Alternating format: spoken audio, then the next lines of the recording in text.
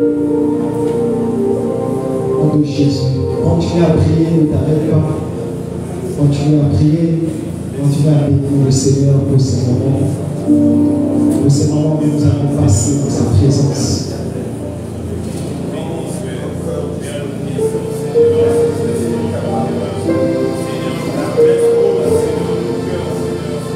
Dans cette heure lancée, tu vas aussi recommander ces moments du Seigneur.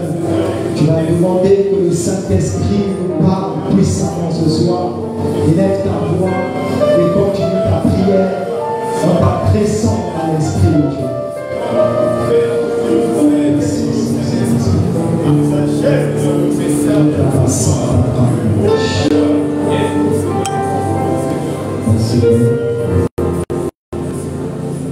Amen. Levons nous-mêmes dans la présence de Dieu, la parole de Dieu par notre maman, pasteur Ecclésia. J'entends Amen. Amen. Je vous prie d'être attentifs à cette parole et de tous ceux qui sont nos enfants, de nous suivre de partout, de nous suivre. Je vous prie de vous connecter et d'informer vos proches pour suivre ce direct. Amen. Amen. Le message que nous allons recevoir, la condition, le Saint-Esprit va nous parler de la bouche de sa servante par du précieux. Pour nous qui sommes dans la salle, nous allons recevoir dans les prières. Nous allons lever nous-mêmes à la présence de Dieu et parler au Saint-Esprit. Demander au Saint-Esprit de nous instruire. Et pendant que tu parles au Saint-Esprit, ouvrir ton intelligence et de comprendre cette parole, tu vas prier aussi pour ceux qui sont en cours de route parce qu'il y a un problème de bouchon, un problème d'embouteillage et de bus. Pour ceux qui ont la volonté d'être là, de venir, ils parviennent à être présents au milieu de nous. J'entends Amen. Nous avons une minute de prière, élevons la voix et parlons au Saint-Esprit pour ce moment de la parole. Et je vais introduire Maman du Précieux.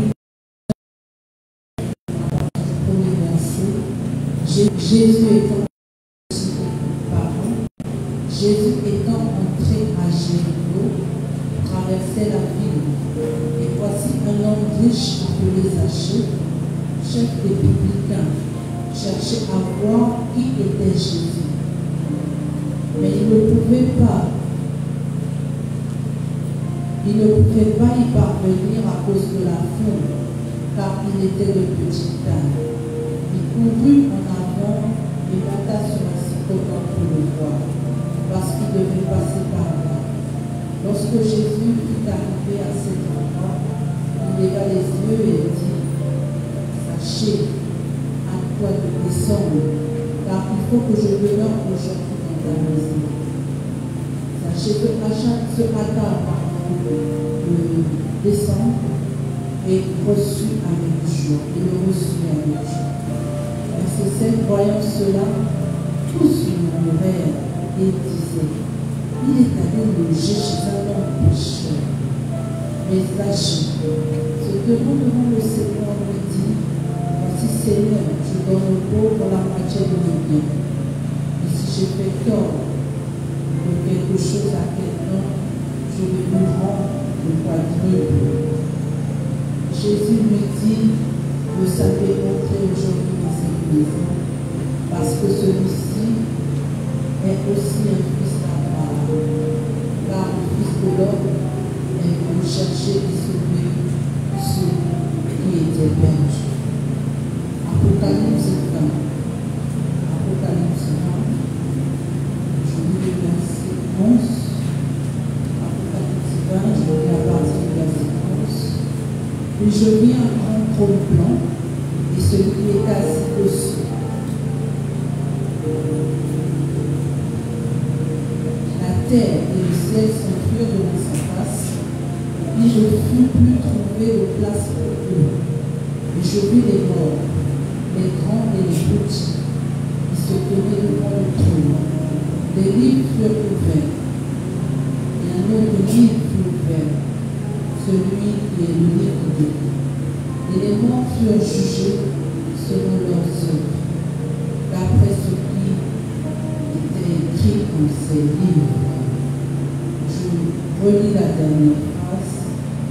Et les morts furent jugés selon leurs œuvres, d'après ce qui était écrit dans ces livres.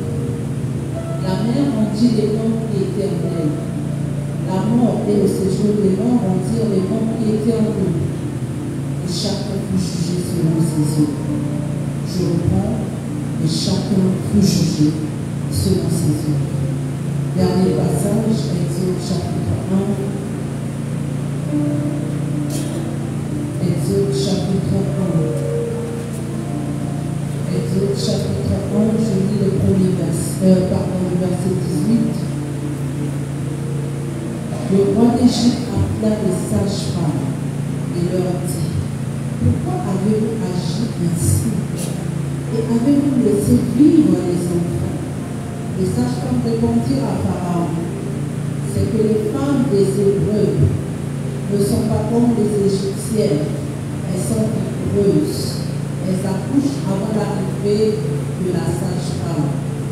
Je fis du bien aux sages-femmes, et le peuple se multiplia et devint très nombreux. Verset 21. Parce que les sages-femmes avaient eu la crainte de Dieu, je fis prospérer leur maison. Parce que les sages-femmes avaient eu la crainte de Dieu, je fis prospérer leur maison. Pardon du Seigneur. Est-ce qu'on peut se mettre? Ce soir, nous voulons parler de nos œuvres. Je veux te parler ce soir de tes œuvres. Que tes œuvres parlent. Dis à ton voisin, voisin, que tes œuvres parlent.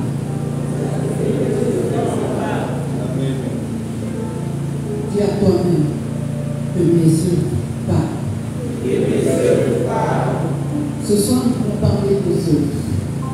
Nous sommes en train de parler des balances, nous sommes en train de parler de ce qui se décide au ciel, de ce que Dieu décide de faire dans la vie des humains. Une chose est vraie, les jugements sont pris en fonction de certains actes. On juge quand quelqu'un a fait quelque chose. Si tu n'as rien fait, on ne peut pas te juger. On ne peut pas conduire une personne en justice qui n'a rien fait. Parce que lorsque quelqu'un n'a rien fait, qu'il est conduit en justice, automatiquement il est innocenté parce qu'il n'a rien fait. quelqu'un qui a posé un acte, qui a fait quelque chose, il peut comparaître devant la justice. Et ce soir, nous sommes en train de parler de nos actions et de nos œuvres. Parce que c'est en fonction de nos œuvres que les jugements, que la balance de l'Éternel pourra prendre des décisions et que nous puissions vivre certaines grâces, certaines bénédictions. Que nous soyons ayant droit à des faveurs et à beaucoup de mérite, à beaucoup de réalisations dans notre vie. Isana oyo osala yango nde kopesa yo nzela oswa papa amilivina bazakte na yo, c'est ce qui va agir. Aujourd'hui, nous voyons dans la vie de beaucoup de personnes les actes commis ou les actes posés par certains parents, pas toujours négatifs, même aussi les bons actes que certains de nos parents ont eu à poser. Nous voyons comment les générations futures sont en train d'en bénéficier. Nous sommes en train de jouir de cette grâce. Nous voyons même sur le plan des nations, certaines autorités établies dans les nations, dans le bon vieux temps, on lui a fait certaines choses que les générations actuelles sont en train de vivre. Et ainsi de suite, ça se poursuit. Les actes que nous posons ont un impact sur nous et sur nos générations. Sur nous et sur les générations qui viennent après. C'est pour cela que ce soir, je veux que nous comprenions que c'est sur la base de nos actes que nous sommes jugés. Nous l'avons lu tout à l'heure. Chacun sera jugé en fonction de ses actes, en fonction de ses œuvres, en fonction de sa façon de faire et en fonction de sa façon de vivre. C'est sur cette base que nous serons jugés. Et c'est sur cette base aussi que beaucoup ont droit au bonheur, que beaucoup n'auront pas droit au bonheur. Amen. La Bible nous parle de Zachée. On a l'habitude de parler de Zachée comme un païen que Jésus avait appelé à le servir. On a l'habitude de parler de Zachée comme un pécheur, comme un homme qui n'honorait pas Dieu, qui marchait dans une vie païenne, dans une vie de péché, mais que Dieu a permis cette histoire pour que nous puissions réaliser que Dieu sauve tout être humain. Et que le Seigneur aime aussi les pécheurs. Et que dans son bon vouloir, il ne veut pas que les pécheurs restent pécheurs, mais que Dieu sauve leur vie. Ce n'est pas la seule chose importante dans l'histoire de Zachée. Ce matin, pendant que j'étais en train de méditer, je me disais, de quoi vais-je parler ce soir? Et je tombe sur l'histoire de Zachée. Je suivais cette histoire. Pendant que je vis cette histoire, l'Esprit de Dieu attire mon attention sur quelque chose. Zachée était un pécheur. Et Zachée, la Bible dit, c'est un homme riche. Ça veut dire qu'il avait de l'argent, il avait des biens. Mais malgré son argent, la vie de Zachée était une vie instable. Il était déséquilibré. C'était pas un homme. Ce n'était pas un homme équilibré. C'était un homme qui était déséquilibré. Sa vie était instable. Il n'était pas stable. Et dans son instabilité, c'est quelqu'un qui avait de l'argent mais qui ne savait pas gérer son argent. C'est quelqu'un qui avait de l'argent mais qui certainement avec son argent, il escroquait des gens bien nourris. Il ne faisait pas du bien à certaines personnes. Il y a des gens à qui il devait, mais il ne payait pas ses dettes. Il ne faisait pas du bien à ces personnes. Il leur faisait du tort. Il leur faisait du mal. Mais pourtant, il avait beaucoup d'argent. C'est là où on dit que la richesse financière, tu vas avoir de l'argent, mais ce n'est pas ça qui va faire de toi une personne stable, une personne équilibrée. Amen. Zachée, avait beaucoup d'argent, il était riche, mais il était déséquilibré. Un, il n'avait pas le Seigneur Jésus. Deux, il ne savait pas comment gérer son argent et sa vie était ballottée. Trois, il avait une mauvaise réputation. Tout le monde parlait en mal de lui et pourtant il avait de l'argent. La Bible nous dit, quand il a entendu parler de Jésus, il a décidé de faire la rencontre avec Jésus. Et il est monté sur un sycomore parce que la Bible nous informe qu'il était court de table. Il est monté sur cet arbre parce qu'il voulait rencontrer Jésus. Jésus a vu son zèle, sa motivation, sa soif de connaître le Seigneur. Et la Bible dit Jésus, il a vu sur le sycomore, il lui a dit Zachée, descends, j'ai compris que tu veux que je rentre dans ta vie. Viens, descends de cet arbre, je rentrerai dans ta maison.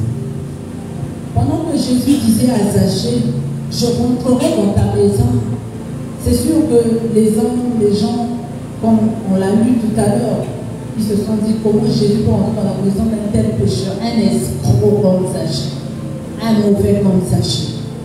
Vous savez, des gens malhonnêtes, il a beaucoup d'argent, mais quand tu travailles pour lui, pour te payer ton salaire, c'est des problèmes. Mais pourtant, il est millionnaire. Et parfois, tu gagnes 50, 100 000. Mais pour te payer, il te balade 3, 4 mois. Voilà de telles personnes comme Zachée. Et les gens, comme ils avaient une mauvaise image de Zachée, puisque Zachée avait une mauvaise réputation, les gens se sont posé la question, comment Jésus peut rentrer dans la maison d'un tel homme aussi mauvais, un escroc, un méchant, quelqu'un de mauvaise vie, quelqu'un de mauvaise réputation, quelqu'un qui a une mauvaise image. Comment Jésus peut rentrer dans la maison de cet homme? La Bible dit, Jésus a dit à Zachée, je vais rentrer dans ta maison. Pendant que Zachée et les autres hommes autour se disaient que rentrer dans Jésus parlait, c'était seulement prendre ses pieds, mettre dans la maison de Zachée. Non. Ce soir, je suis venu t'informer que Jésus ne voulait pas seulement rentrer physiquement dans la maison de Zachée, mais Jésus voulait aussi rentrer dans sa vie personnelle pour équilibrer les choses qui étaient déséquilibrées.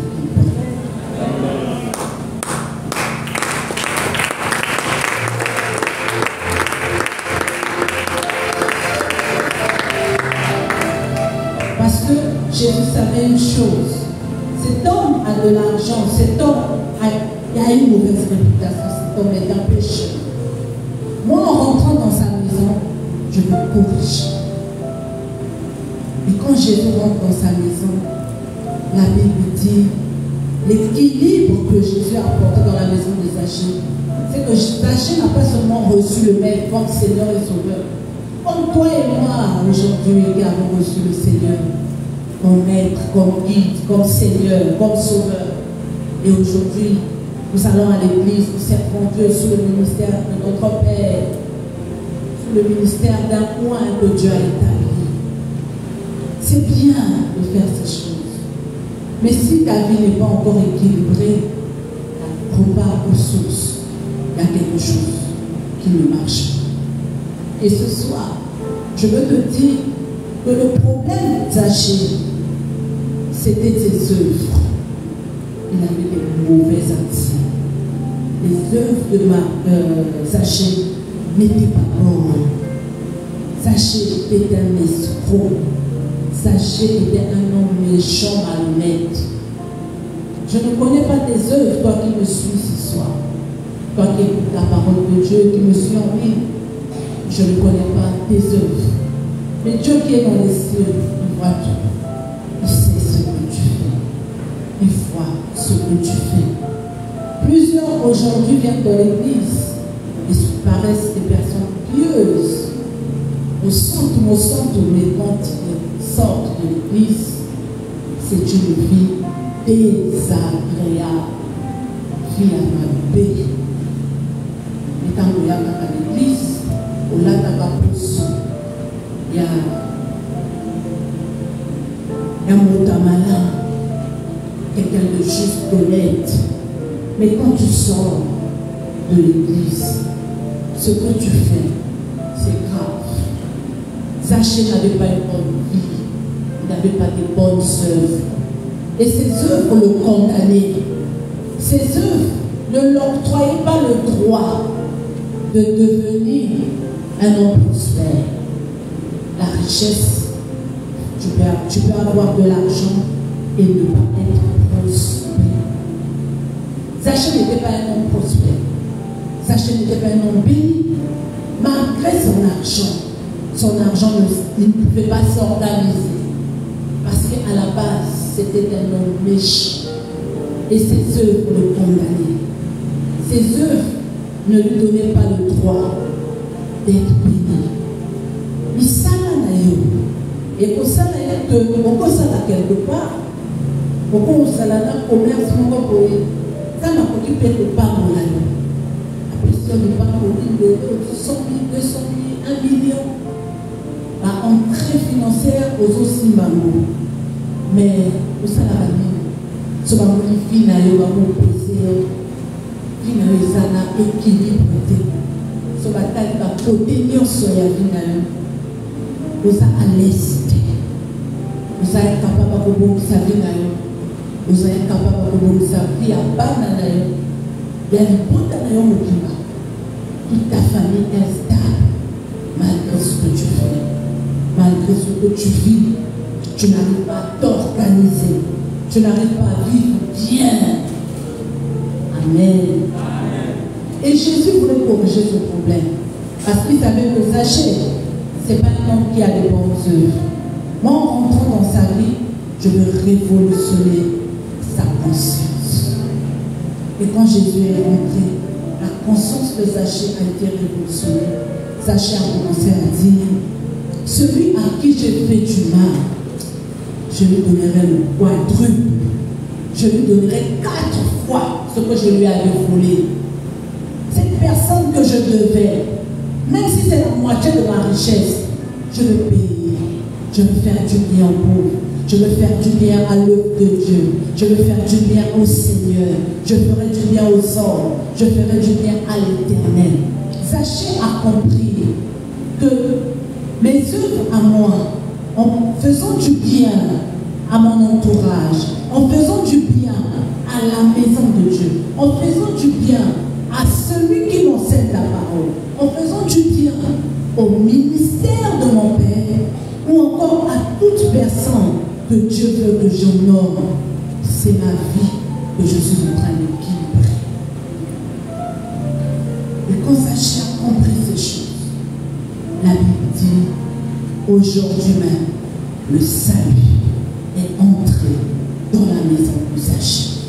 Le salut dont il était question, ce n'était pas seulement avoir Jésus, mais c'était sortir de cette pauvreté mentale, c'était sortir de cette instabilité, parce que Zachée, par ses actions, n'avait même pas le droit de vivre. Vous savez, les personnes mauvaises dans certains milieux, quelqu'un même quand il te voit, même si c'est ton voisin, ne peut pas te rendre un service. Parce que, à la base, tu es mauvais. Une fois, un de mes chefs m'a expliqué une scène. Un jour où il sortait de quelque part, il était dans sa voiture, il repartait chez lui, la pluie l'a surpris en route. Et la route qu'il prenait, il y avait vraiment beaucoup d'eau, il pleuvait. La voiture était en train d'essayer de passer dans des endroits. C'était pas facile, il y avait la boue.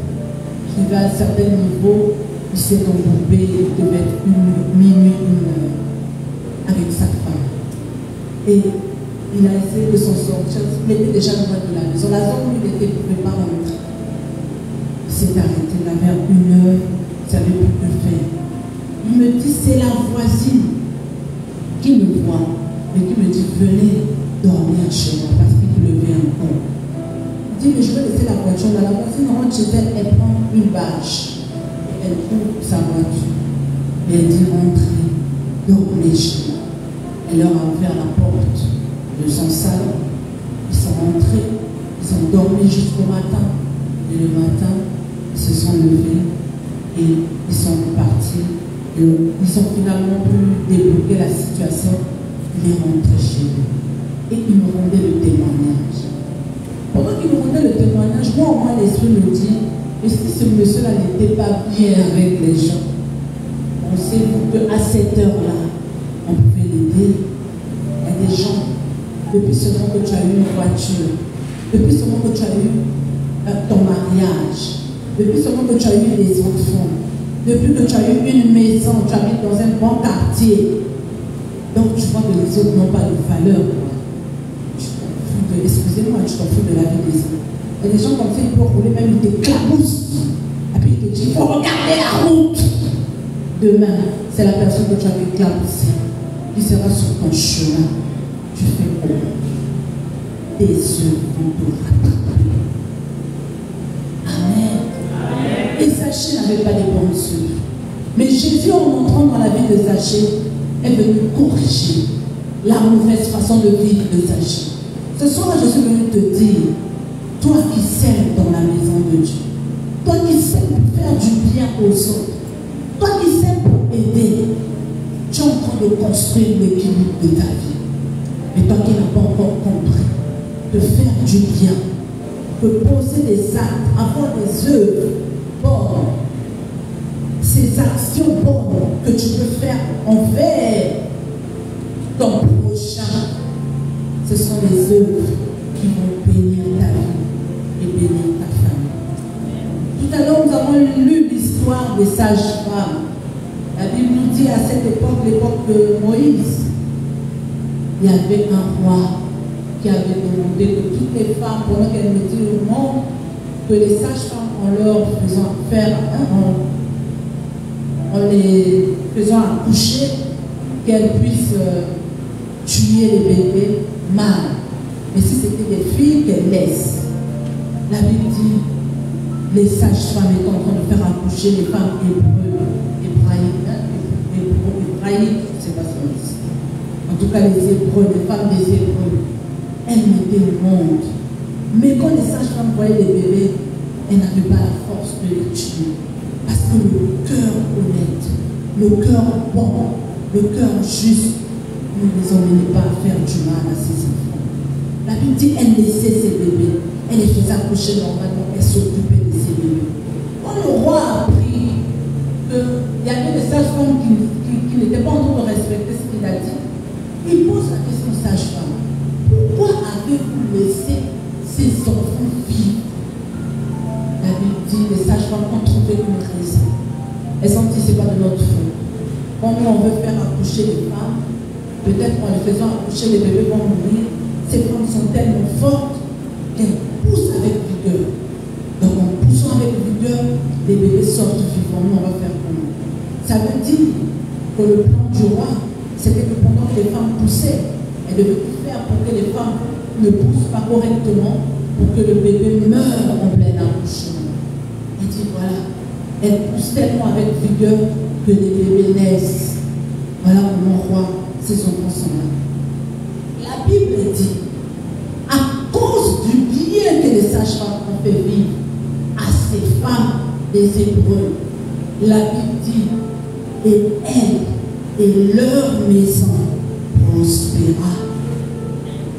Et elles et leur maison prospéra. Dieu a équilibré les choses dans leur famille. Dans la maison, dans la famille de ces femmes qui étaient des sages-femmes. Parce que la Bible dit qu'elles avaient la crainte de Dieu. Elles craignaient le Dieu du peuple d'Israël. Elles craignaient le Dieu vivant. Elles savaient que le Dieu vivant aime qu'on fasse du bien. Aime lorsqu'on donne, lorsqu'on fait avec amour, lorsqu'on fait du bien. Et lorsque ces femmes, ces sages-femmes ont fait du bien, Dieu leur a donné une récompense. La récompense, c'était la bénédiction, l'équilibre, la prospérité pour elles et toute leur maison, pour elles et toute leur famille, pour elles et tous leurs enfants. Ça veut dire qu'à cause du bien de ces sages-femmes, leurs enfants ont été bénis. Les œuvres que tu poses, c'est ce qui va bénir tes enfants. C'est ce qui bénira tes petits-fils. C'est ce qui bénira les prochaines générations. Lorsque nous s'aimons dans la maison de Dieu, lorsque nous s'aimons dans la vie de quelqu'un, en faisant du bien, en rendant un grand service à cette personne, tu es en train de faire du bien et tes enfants vont en récolter. Ta famille va en récolter. Ta famille sera prospère, ta famille sera bénie. Ce soir, je t'interpelle en te disant que tes œuvres, que tes bonnes œuvres, certainement que tu as beaucoup fait du mal, certainement que tu as beaucoup critiqué, certainement qu'il y a des moments où tu pouvais rendre service à quelqu'un, mais tu as dit je n'en ai pas. Certainement que tu pouvais aussi faire du bien à une personne, mais tu as dit que d'abord moi. Certainement que tu pouvais penser à Dieu et à son œuvre. Tu pouvais penser aux œuvres du Seigneur, au projet de Dieu, comment dirais-je, à tout ce qui concerne les besoins du Seigneur. Mais tu as choisi d'abord de t'occuper de toi. Il arrive des fois, le Seigneur nous met devant des faits accomplis. Et il nous met devant un fait comme quoi quelqu'un est obligé de faire un vœu à l'Éternel. Et tu te dis, je vais faire un vœu. Seigneur, si tu me donnes ceci, moi je te donnerai la moitié. Si tu me donnes ceci, moi je te donnerai tout ce que j'aurai. Et sous la base de ton vœu, Dieu regarde et Dieu t'observe. Et quand tu réalises ton vœu, Dieu augmente la bénédiction qu'il allait déposer sur toi. Et cela s'étend jusque sur ta famille. Amen. Nous sommes en train de parler des guerres. Et les guerres, c'est contre toutes les familles. Satan est acharné contre les familles de la terre. Il ne veut pas voir les familles prospérer. Mais moi, je vais te donner un secret. C'est que ta famille, pour prospérer, c'est toi qui dois poser des bonnes œuvres. Ce n'est pas toute la famille, forcément, qui peut faire prospérer. Ce n'est pas que tout le monde doit faire, nous tous on doit cotiser. Non. Toi seul seulement suffit pour que ton action, tes actions bénissent toute ta maison.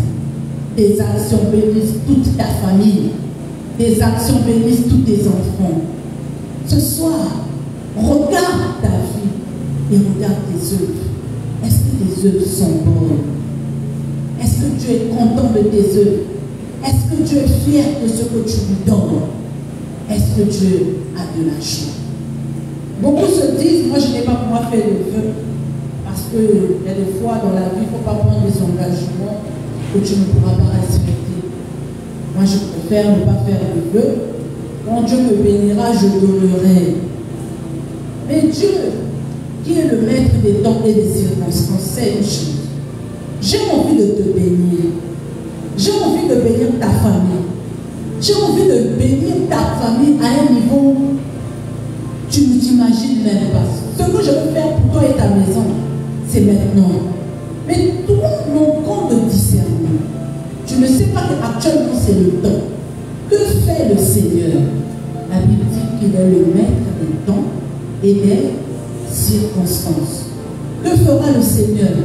Il va créer une circonstance autour de toi pour te donner un message.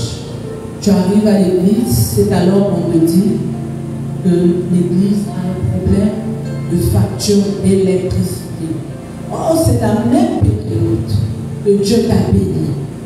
C'est la même période que tu attends quelque chose de la part de quelqu'un.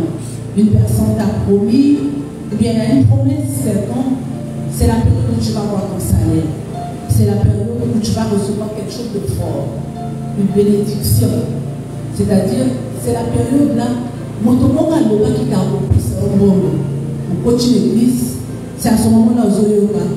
Non, l'église est un apôtre, mon tomo a télé, a bon ça, il y a un bouton, ou bien il y a une électricité, est-ce que mon automobile pas beaucoup de ma facture et l'électricité n'a compte Oh, c'est la même période où toi tu dois recevoir ton salaire, où toi tu dois recevoir de l'argent, tu as dit cet argent, je vais payer une parcelle, je vais faire ceci, je vais économiser, mais tu as même déjà économisé, tu as encore, c'est la période où tu vas avoir ta ristourne.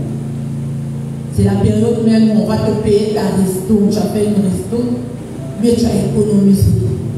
Et tu as dit, cet argent va servir pour faire, par exemple, un projet de voyage ou un projet de commerce. C'est-à-dire, je vais acheter la marchandise avec mon argent, mais je vais faire mon passeport parce que j'ai envie de voyager. C'est là que tu rentres dans la maison de Dieu et tu entends une telle annonce. À ce moment-là, Dieu ne s'occupe plus d'un vœu que tu auras fait, mais c'est Dieu qui est en train de te dire, fais pour moi, parce que je veux bénir ta maison. Fais pour moi, parce que je suis sur le point de rendre ta maison prospère. Comme tu ne comprends pas mon message, comprends au moins par ça, et c'est moi qui te demande de poser un acte, parce que l'acte que tu vas poser, c'est ça qui va me permettre de bénir ta famille. C'est ça qui va me permettre de rendre ta maison prospère. Parce que Dieu est un Dieu de principe. Il veille sur ses principes. Il sait que dans mes principes, si tu sèmes pour moi, je te donne. Maintenant, il veut bénir ta famille. Il attend que tu fasses quelque chose. Personnellement, tu n'as aucune idée. Il demande que il y a une action ça va créer des circonstances où ça va dans le milieu, où il y aura information pour qu'elle permette de s'aimer, au salaire. Ce qu'on est au salaire. Alors maintenant que tu as fait pour moi, maintenant je bénis ta maison. Puisque dans mes principes, tu sais pour moi je te bénis. Tu ne sais pas, je ne te bénis pas. Oh, je veux bénir ta famille. Oh, je veux élever ta famille. Je veux emmener ta famille à une autre dimension. Comme la dimension est élevée, j'attends une sémence de ta part pour me pousser, moi Dieu, à bénir ta maison. Puisque c'est un Dieu de principe. Il te met devant les faits accomplis.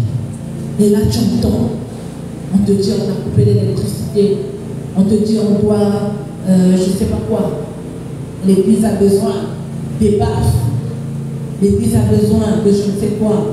C'est comme quelqu'un me disait ce matin, en me disant, quand je suis les directs de CRC public, j'ai vraiment mal. Et je me dis en moi, je dois poser des actes dans ce ministère. Je dois poser des actes dans CRC et dans Femmes de Soul. Et la personne me dit, il y a des gens qui commettent des erreurs et se disent que quand ils donnent pour CRC, ils ont donné pour Papa Bible. Ou quand ils donnent pour Femmes de Soul, ils ont donné pour Maman du Patricia. C'est une erreur. Parce que Papa Bible et Maman du Patricia ne sont que des personnes que Dieu a choisies. Ils peuvent aussi choisir quelqu'un d'autre à leur place. Comme aujourd'hui, il peut enlever Papa Bible et Maman du Patricia, il remplace quelqu'un d'autre. La vision des leurs. Maintenant, quelqu'un d'autre, ça veut dire que quand tu auras sévé, tu auras donné pour ce quelqu'un-là. Non. Mais lorsque nous s'aimons au CRC, nous donnons pour le propriétaire au CRC. Et le propriétaire, c'est le Dieu très haut. Et cette personne me disait, quand on suit vos cultes, la personne n'est pas ici en Europe, quand on suit les cultes, on est béni par la parole, mais on a un problème. Le son sort mal. La vidéo est floue. Un moment, c'est sombre, on n'arrive pas à capter. Et le reflet de votre page, ça va vers l'écran, ça fait une mauvaise visualisation. Même quand on partage chez nos amis, ils disent ah, c'est bien ce que le pasteur a dit, mais l'image n'est pas bonne, ça donne pas envie de suivre. Et nous, on a envie de donner le message que papa enseigne à d'autres, mais ils sont dégoûtés par la vidéo. Et moi, ça me fait mal. Elle me dit une fois, j'ai parlé à une dame. Je lui ai dit, je lui ai partagé une vidéo, je lui ai dit, suis ce message. Et quand elle a suivi, elle a dit, j'ai envie de suivre, mais je n'ai pas fini, ils ont fait 15 minutes. Parce que l'image, le reflet de cette page, quand ça va vers l'écran, ça ne sort pas bien. Le son ne capte pas bien souvent ce que le pasteur dit. L'image n'est pas propre. Et du coup, ça n'a pas donné la force à cette femme de finir le culte et elle est sortie du net. Et cette soeur m'a dit, quand j'ai vu ça, j'ai dit, Seigneur, je dois tout faire pour changer les conditions de ce ministère. Parce que quand je sème dans ce ministère, ce n'est pas pour Papa Bill ni pour Maman Justicia, mais c'est pour le Dieu qui a appelé Papa Bill et qui a appelé Maman Justicia. Je dois s'aimer. Parce que je sais que si ça si les images sont bien présentées, c'est le monde entier qui va suivre avec joie vos vidéos. Et quand on voit la manière dont vous présentez la vidéo, au lieu de critiquer, je dis à cette femme, au lieu de critiquer, toi tu es béni, tu as de l'argent, tu fais même des dons dans les pays étrangers. Ça te coûte quoi de faire un don à ce ministère au lieu de critiquer. Et depuis que j'ai parlé comme ça, cette femme, elle s'est retirée, même plus les vidéos.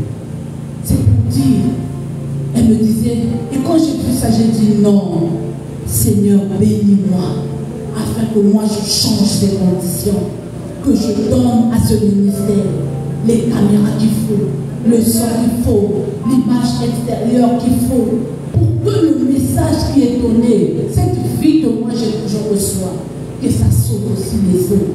Parce qu'il y a d'autres personnes, ils ne se fient pas seulement à la parole. Il regarde aussi le divers. Fais attention au cadre. Si le cadre n'est pas bon, ça ne l'intéresse pas. Mais c'est une personne que Dieu veut sauver. Et cette personne me disait, je dois s'aimer. Et j'étais calme, je l'écoutais, je me suis dit, waouh, si tout le monde pouvait raisonner comme ça, je pense que Dieu aurait béni beaucoup de familles. Je pense que Dieu aurait béni beaucoup de familles. Et combien sont les témoignages que cette personne est en train de vivre pour les séances qu'elle est en train de pousser? Combien sont les témoignages, comment Dieu lui parlait de la mort? Cette personne dont je vous parle, comment Dieu l'a sauvé de plusieurs maladies. Mais Dieu est en train de faire du bien à sa famille à cause seulement de ces séances. Et à cause du fait qu'elle a dit qu'elle veut encore s'aimer. Comment toi tu penses à Dieu? Et les besoins de Dieu sont-ils prioritaires pour toi?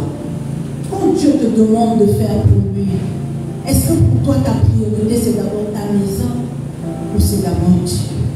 Il faut savoir lire les langages divins et savoir reconnaître le temps où Dieu te visite. Le temps où Dieu te visite, c'est le temps où il te parle. C'est le temps où il est en train de te faire savoir que j'ai un besoin. Moi, Dieu, moi, ma maison a un besoin. Voilà, mon œuvre a un besoin. Ma maison a un besoin. Quand tu sèmes pour Dieu, tu sèmes pour la maison de Dieu, tu sèmes pour le Dieu. Tu sèmes pour ton Dieu. Et tu récolteras pour ta maison. Les sages-femmes ont sémé l'amour et la crainte de Dieu. Et elles ont récolté la prospérité pour leur maison. Amen. Dieu te parle ce soir et il te dit, pose des œuvres favorables. Pose des œuvres pour lui et pour sa maison. Galates 6:6, la Bible dit que celui à qui on enseigne la parole, qu'il fasse part de tous ses biens à celui qui l'enseigne. Celui qui te fait connaître la parole, celui qui te bénit, celui qui te nourrit par cette parole.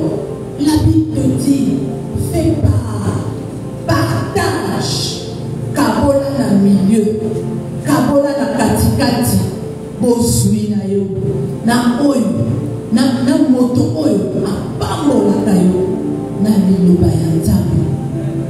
Kabola nyoso Nzambe apesi yo. Soki lelo Nzambe apesi yo 1 million, kabola pe moke, pona oyo, moto oyo, apambola kayo, mokolo nyoso yaka koyoka kaliteya, oyo epambola na vie na yo. Galates 6:6, la Bible te dit, fais part de tous tes biens à celui qui t'enseigne. Et lorsque tu fais part, c'est-à-dire faire participer, partager ta bénédiction avec celui qui t'enseigne, tu es en train de s'aimer pour toi et ta maison. Tu es en train de s'aimer pour que l'équilibre rentre dans ta maison.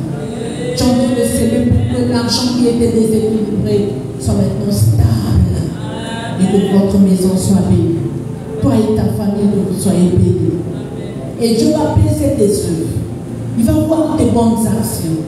Dieu va peser cela, il va dire, tes œuvres pèsent lourd sur ma balance. Tu ne peux pas rester comme ça. Toi et tes enfants, vous ne pouvez pas vivre dans une pauvreté. C'est alors que le ciel va donner son OK, que le Seigneur sur son trône va donner l'autorisation. Et tu vas, et toi, et ta maison, devenir prospère. Alléluia. Que tes œuvres parlent devant le trône. Que tes actions pour le Seigneur parlent devant son trône. Car Dieu veut te voir. Toi et ta maison bénie. Toi et ta maison prospère. Toi et ta maison bénie. Il veut que vous sortez de toutes ces guerres vainqueurs. Là où vous êtes combattus dans les finances, vous n'arrivez pas à être stable, vous n'arrivez pas à vous organiser, le diable vous met le bâton dans les roues. Je veux vous mettre au large. Vivre une vie stable. Là où les autres réfléchissent, toi tu as déjà ça. Là où les autres, et puis là où les autres fouillent pour chercher, toi tu ne cherches pas, mais c'est Dieu qui te donne. J'ai vu des gens se marier qui travaillent dans des grandes entreprises, mais quand ils se marient, tu vois, c'est tout un groupe de personnes qui donnent le cadeau à se marier. C'est la mutuelle de la société, c'est la famille qui donne. Quand tu regardes, tu te dis, oh, mais finalement, on s'ouvrir. Tu vas là, tu vas la mutuelle, mais tu as un cadeau, et ça peut ça récompense, Dieu nous avait fait vivre une récompense lors de notre mariage. C'était une grâce que je n'ai pas vue chez plusieurs. Je vois les gens se marier le jour de son mariage, tu vois seulement, c'est un congélateur avec, je ne sais pas, une gazinière, et puis tu vois des enveloppes, c'est tout. Nous, le jour de notre mariage, le cadeau, on toute une chambre pleine.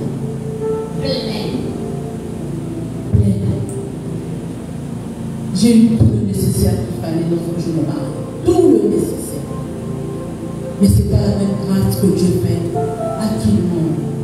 C'est pour dire que toi, là où les autres vont chercher, toi, tu ne chercheras pas. Ta vie sera équilibrée. Là où les autres vont fouiller pour économiser. Après, tu te comme un niveau de Dieu à 5 millions et puis tu as voyage à moi. Toi, tu ne vas pas économiser. Toi, seulement comme ça, on est clair de ça tombe. Ah, je bénis Dieu pour la vie du pasteur Lévi. Je bénis Dieu pour la vie de cet homme qui est le fils, notre fils bien jeune. Nous avons tous vu pendant une période cet homme être un peu silencieux à l'égard de papa. Mais un jour, après beaucoup d'années, son esprit s'est réveillé. Le Saint-Esprit a commencé à lui parler de son Père. Et voilà comment cet homme, je te salue en passant, hein, pasteur Lévi, sois béni. Il a décidé de refaire alliance avec son Père. Et lorsque nous sommes allés là-bas à Kim, il nous a dit, à papa, Dieu mon Père, que je t'ai appelé ici, c'est parce que je dois renouveler l'alliance que j'ai avec toi. Tout ce que j'ai essayé de faire, à gauche, à droite, j'ai eu des montants, j'ai essayé. Tout ce que tu m'avais dit, tout ce que tu m'as prophétisé, c'est accompli. Les choses ont tourné au vinaigre, il y a des choses qui ne se sont pas passées comme je voulais, mais tout ce que tu m'avais dit, c'est accompli. J'ai compris qu'un père reste un père. Et j'ai dit, papa, viens, il faut que je renouvelle mon alliance avec toi. Cet homme qui ne payait plus ses dîmes, depuis qu'il a repris de payer ses dîmes, ce qui se passe dans la vie de cet homme, je ne vais pas aller dans les détails, mais c'est grave et c'est fort. Papa a libéré des prophéties sur sa maison, sur ses enfants. Il a dit des choses sur sa femme, sur ses enfants, que je ne veux pas citer ici. Comme Gideon, il a dit telle chose va arriver, telle chose va arriver, tel enfant va vivre ceci, tel enfant va vivre ceci. Mais cette semaine, quand il a appelé pour dire papa, tout ce que tu as dit sur ma maison, sur maman Marianne, sur Chrétien, sur Chadel, sur Léane, sur Johanna, papa, ça s'est réalisé. Que Dieu te bénisse, pasteur.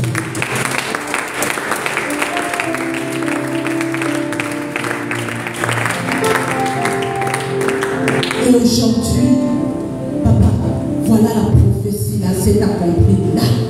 Et maintenant, nous sommes en train de vivre et aller dans le territoire que tu avais dit, papa. Alors qu'on ne savait pas comment avoir l'argent pour partir. J'ai seulement dit le Dieu de papa, le Dieu de mon père arrivé vivant. Papa, je ne comprends pas comment les ouvertures me sont arrivées dans les territoires. Je n'ai rien compris. Et d'où je suis allée, papa, l'argent pour réaliser le projet là est tombé de ces milieux où je suis partie. J'ai compris que l'ensemble des territoires, ça vient de mon père. Et je dis, Père, je viens dans votre pays, je traverse le bazar. Je ne peux pas arriver ici sans honorer l'onction. Je veux payer mes droits d'onction. Je m'envoyais encore ma dîme. Et il m'a dit, papa, dis un mot. Pendant que je vous parlais à Brazzaville. Et ce qui se passe pendant qu'il est en train de servir dans des églises, c'est incroyable. Et il est en train de dire, j'ai compris que papa c'est papa, le montant à sa place, mais papa c'est papa. Et je bénis Dieu pour ce témoignage. Quand tu sèmes dans la vie de ton père, celui qui t'enseigne, tu vas réaliser ce qu'il avait promis. L'équilibre que tu cherches pour ta maison, ta famille, tu vas vivre ça. Combien de temps a-t-il tourné pour chercher l'équilibre pour lui, sa famille, les enfants? Ils ont essayé, ça n'a pas marché. Et qu'il s'est reconnecté avec son père, ce que sa femme, ses enfants sont en train de vivre, attendez, lui-même viendra ici, va avoir un témoignage. C'est là où vous saurez que Dieu est vivant. Alléluia. Dieu est puissant et il est vraiment un juste juge. Lorsqu'il voit tes œuvres bonnes, il fait du bien à ta maison. Il a vu les bonnes œuvres. Il a fait du bien à la vie de son serviteur et de toute sa maison. Je vous assure, sa maison, ça coule juste sur ses enfants. Je ne vais pas aller dans les détails. Mais ce que tu es en train de faire, c'est incroyable. Alléluia. Alléluia. Tu as écouté la parole de Dieu ce soir. Je ne veux pas dire 8 mots. Tu as déjà compris ce que Dieu te demande. Je veux seulement une chose. Je veux une personne de bonne volonté. Je veux une personne qui veut que ses œuvres pèsent devant Dieu et que Dieu se souvienne de sa maison. Prenne la facture de l'électricité de cette assemblée. Je précise que ce que je dis, je m'adresse à tous ceux qui me suivent, y compris ceux qui me suivent en ligne, parce que je ne sais pas à qui je parle. Vous qui êtes là et ceux qui me suivent en ligne. Dieu veut qu'une personne prenne sous sa charge, à sa charge, la facture d'électricité de l'Église. Ce n'est pas normal que nous puissions utiliser un groupe électrogène alors qu'on a la possibilité. Il suffit juste d'aller payer et d'avoir l'électricité pour évoluer librement dans nos activités. Amen. Il y a des gens qui se posent des questions, mais oui, surtout ceux qui nous suivent de partout. Mais comment les gens qui sont ici là ne peuvent pas faire? Nous, on est en France, on est aux États-Unis, c'est nous qui devons faire. Je voulais expliquer quelque chose à vous qui nous suivez en ligne. Chaque église a son fonctionnement. Et l'organisation d'une église, ce sont des choses qu'on ne vient pas étaler au public. L'argent qui rentre, on a fait ceci, l'argent n'aime pas le bruit. On ne vient pas expliquer au public ce qu'on fait de l'argent. Mais je veux au moins vous donner un détail.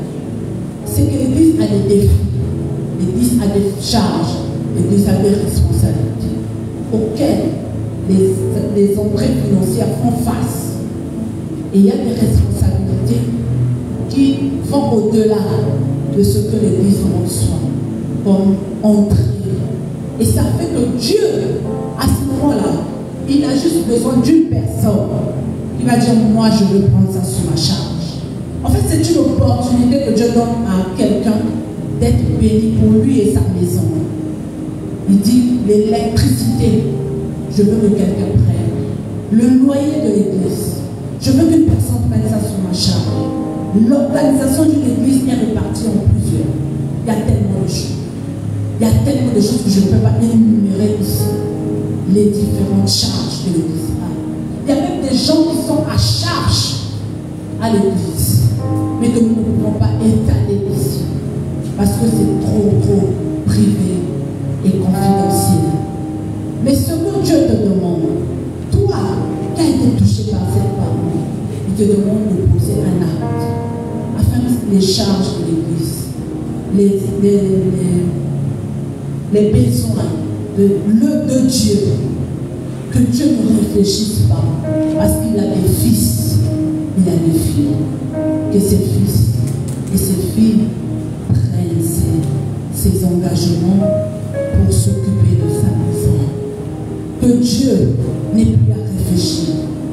Nous avons une facture de, comment dirais-je, nous avons des factures d'électricité ici, nous avons des factures d'internet, nous avons plusieurs factures.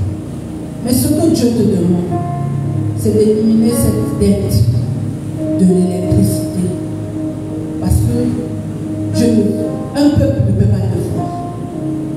Une église ne doit pas vivre dans un niveau d'être, comment dirais-je, inférieur à cette charge. Dieu sait qu'il a mandaté les gens qui peuvent prendre à eux seuls cette responsabilité. Et il veut bénir ta maison. Et il veut bénir toute ta famille. Alors si tu as été touché par cet appel, je veux que tu me vois à la fin si tu es là. Et si tu es en ligne, je veux que tu m'appelles. Tu prends mes coordonnées, tu m'appelles au 242 06 670 54 56 afin que ton œuvre, ton action part devant le trône de Dieu. Je prierai pour toi, mais que Dieu se souvienne de toi et de ta maison. Que ta maison soit prospère, que tes enfants soient prospères, parce qu'il aura vu que tu as pris les charges de Dieu. Alléluia. Alléluia. Alors si tu as été béni par cette parole, je veux que tu te mettes debout, que tu commences à parler au Seigneur de tes yeux. Tu commences à dire à Dieu, Seigneur, que je pose désormais des œuvres qui vont bénir ma maison, qui vont bénir ma famille, qui vont bénir mes enfants. Si même aujourd'hui je peux ne plus être en vie, ou je peux être appelé dans un autre pays, que Dieu s'occupe de mes enfants, que Dieu s'occupe de ma femme, que Dieu s'occupe de mon mari, que Dieu s'occupe de ma famille. Même si un jour je peux avoir des petits-fils, que Dieu s'occupe de mes petits-fils et que ma maison soit prospère. Je ne comprends même pas le système des responsables au fond. C'est vraiment difficile.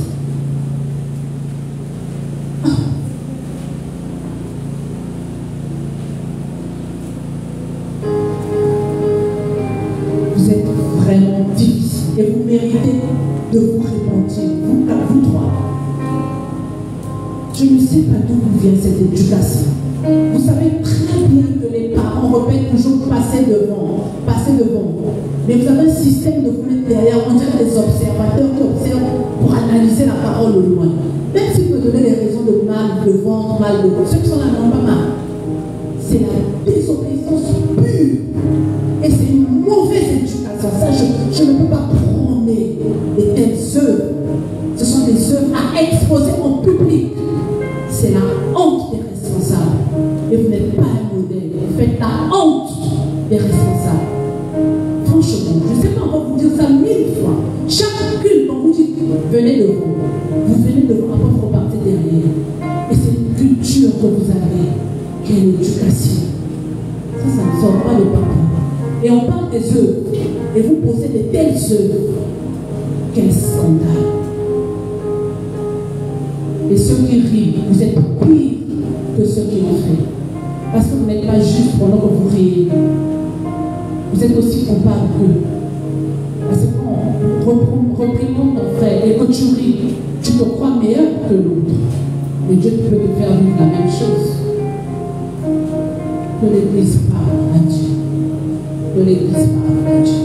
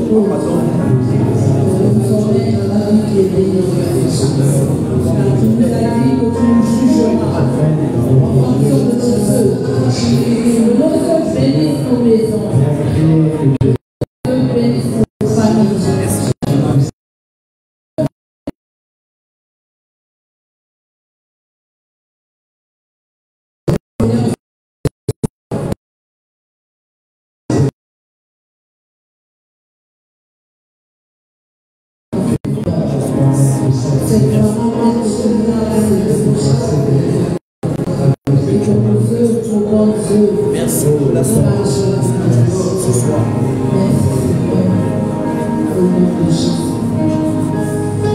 Que l'Éternel se souvienne de tous ceux qui ont été bénis par cette parole. Amen. Que toi qui as compris que tu dois poser les bonnes œuvres et que tes œuvres, lorsqu'elles parleront devant l'Éternel, cela bénira ta famille, tes frères et sœurs, tes parents, tes enfants, ta progéniture.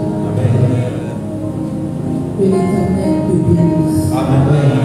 Sois béni. Amen. Au nom de Jésus. Au nom de Jésus. Amen. Amen.